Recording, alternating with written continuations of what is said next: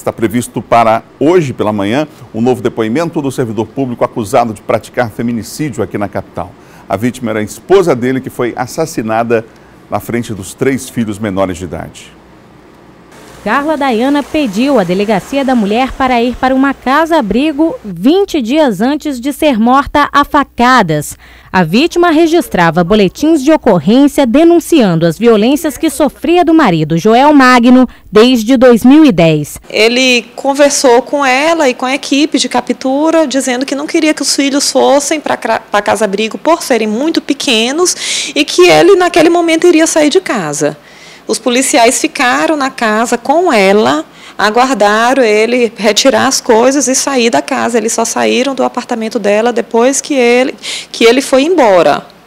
E aí ficou nessa de qualquer coisa que acontecesse, ela avisar a polícia. Possivelmente eles reataram o relacionamento, tanto que no dia do crime eles passaram o dia juntos, se divertindo num parque aquático, ingerindo bebida alcoólica, inclusive, e infelizmente no final do dia teve esse desfecho trágico. Como os vizinhos afirmam que as crianças estavam no apartamento na hora do crime, os filhos do casal devem ser submetidos a uma perícia para comprovar se houve ou não violência psicológica e até física contra eles. Em casos assim, os atendimentos acontecem na Delegacia da Criança e do Adolescente, em consultórios próprios para a faixa etária.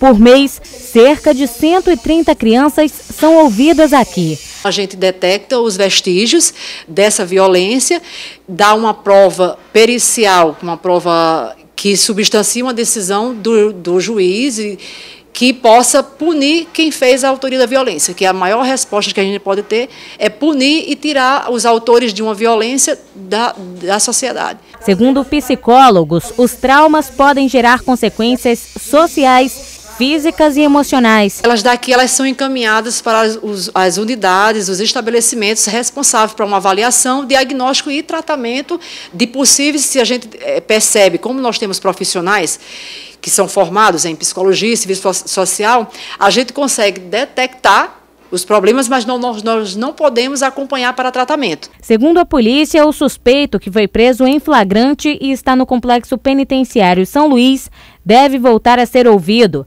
A faca utilizada no crime foi encaminhada para a perícia. No primeiro depoimento que prestou ainda na noite de sábado, poucas horas depois do crime ter acontecido, Joel informou à polícia que não se lembrava como a discussão com a esposa havia terminado no feminicídio. A gente vai reinterrogá-lo para ver se ele já refrescou um pouquinho a memória e conta para a gente como foi que aconteceu. Já foi pedida a prisão preventiva desse funcionário público. Eu repito, o depoimento novo será colhido no dia de hoje. Aqui no estúdio do Bom Dia Maranhão, eu recebo a coordenadora estadual das Delegacias da Mulher, Kazumi Tanaka. Delegada, bom dia. Bom dia. Delegada, é muito comum situações como essa. A gente viu na reportagem claramente de que havia um problema, vários registros de ocorrência, mas aí depois a mulher acaba dando um voto de confiança. E aí esse voto de confiança pode fazer a diferença entre a vida e a morte? Exatamente. Porque, na verdade, não é uma pessoa estranha à vida dela, é uma pessoa com quem ela conviveu ou ainda convive. E aí vem uma série de situações em que ela repensa, são os filhos, a dependência econômica, a dependência afetiva, o conjunto de pessoas com quem ela convive que dizem, não, dê uma segunda chance, dê uma oportunidade, ele vai agora mudar. Então, em nome de tudo isso, ela acaba voltando e acreditando que vai ser diferente. Só que, infelizmente, assim, a gente sabe que o feminicídio é sempre anunciado anteriormente. Então, assim, não é algo que a pega de surpresa, é algo que ele já vem anunciando, só que ela não acredita que vai chegar aquele deslinde fatal. A gente falou sobre os aspectos psicológicos que envolvem as crianças, né, que presenciaram uma situação como essa, uma marca para a vida toda. Mas há esse aspecto psicológico da fragilidade, muitas das vezes, da mulher. É preciso entender o problema, que é complexo, né? E muitas vezes a sociedade acaba apontando o dedo, acusando e às vezes até revitimizando a mulher ou colocando ela como responsável pelo que aconteceu. Exato. Que é lamentável, né? Exatamente. Tal como em vários outros crimes que se colocam como passionais, mas que na verdade de passionalidade não há nada, na verdade são crimes de ódio, na verdade. E aí aquela pessoa com quem ela conviveu, com quem convive, ela conhece todas as estratégias que a fazem ser manipulada. Ele sabe que palavra dizer, ele sabe em que momento ele vai conseguir fazer com que ela ceda a alguma situação. Ele utiliza do argumento dos filhos, do argumento da família, da dependência econômica também, para dizer: se você não vai ficar comigo, eu não vou mais te sustentar, não vou mais te ajudar financeiramente, teus filhos vão passar necessidade. Ainda há a maneira que ele conhece, porque divide a intimidade com ela, de manipulá-la emocionalmente.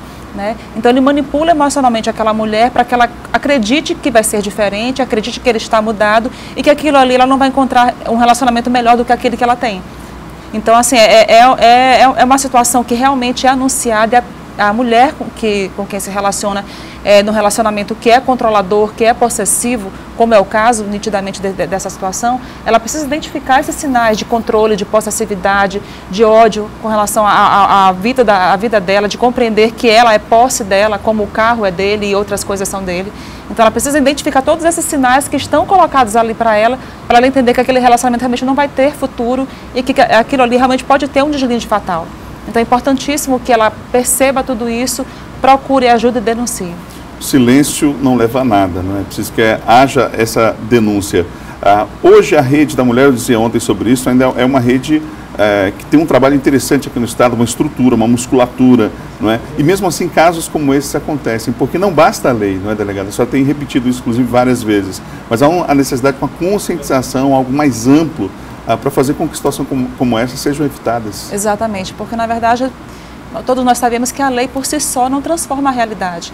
Os organismos por si só também não transformam a realidade. O que importa, o que a gente busca, o que a gente pretende é mudar essa cultura que ensina homens e mulheres que relacionamentos que deveriam ser relacionamentos de liberdade, como é o relacionamento amoroso, na verdade se transformam em relacionamentos de poder. É a vontade do homem sobre a vontade da mulher. É ele compreender que ela é posse de propriedade dele. Então aí, em função de uma cultura que ensina homens e mulheres a levar seus relacionamentos amorosos assim, acaba que a mulher fica numa situação de se entregar completamente, entregar sua liberdade, entregar sua vontade, em nome da família, em nome de evitar atritos, em nome de que todas as pessoas dizem que aquilo ali é o certo e que ela deve realmente manter aquela família que ela constituiu. E também outros fatores, como por exemplo, a própria dependência econômica, como eu citei anteriormente, também queria até citar, falando em dependência econômica, que existe um projeto de lei tramitando na Câmara Municipal que trata exatamente sobre isso, do passe livre para as mulheres que têm dependência financeira e que querem denunciar uma situação de violência. Ela precisa acessar a delegacia, o IML, a Defensoria Pública, o Ministério Público, o Judiciário. Ela precisa fazer toda uma rota de atendimentos e às vezes ela não tem a condição financeira para isso. Isso aí é um dado empírico que nós temos na delegacia. Às vezes nós, particularmente, tiramos do próprio bolso para ajudar aquela mulher a acessar os serviços que ela não tem. Então, numa situação dessas, o passe livre disponibilizado às mulheres é interessantíssimo, para que ela não tenha aquela situação de precisar pedir para o agressor que o agressor a financie na denúncia. Isso aí é realmente impossível de se entender. Mas assim, são ações como essas, políticas como essa, que vão fazer a diferença na vida das mulheres. E que comece essa conscientização, esse trabalho cada vez mais cedo, né? As escolas têm um papel fundamental nisso. É preciso que políticas públicas aconteçam de fato, sejam formuladas pensando nesses aspectos. Exatamente. Né? Inclusive, várias escolas sempre nos procuram, mas ultimamente têm nos procurado ainda com mais constância, pedindo que nós levemos para os alunos as informações sobre o que os direitos da mulher, o que são os direitos das mulheres, o que é a Lei Maria da Penha, de que maneira se pode denunciar, como desconstruir essa cultura de machismo, né, inclusive dentro do próprio ambiente escolar e não apenas na questão da violência doméstica e familiar. Então, tudo isso é importante ser discutido e nós estamos fazendo campanha, não digo em períodos emblemáticos, mas o ano inteiro. Obrigado, delegada, pela presença aqui na Difusora mais uma vez. Muito obrigado. Obrigada também.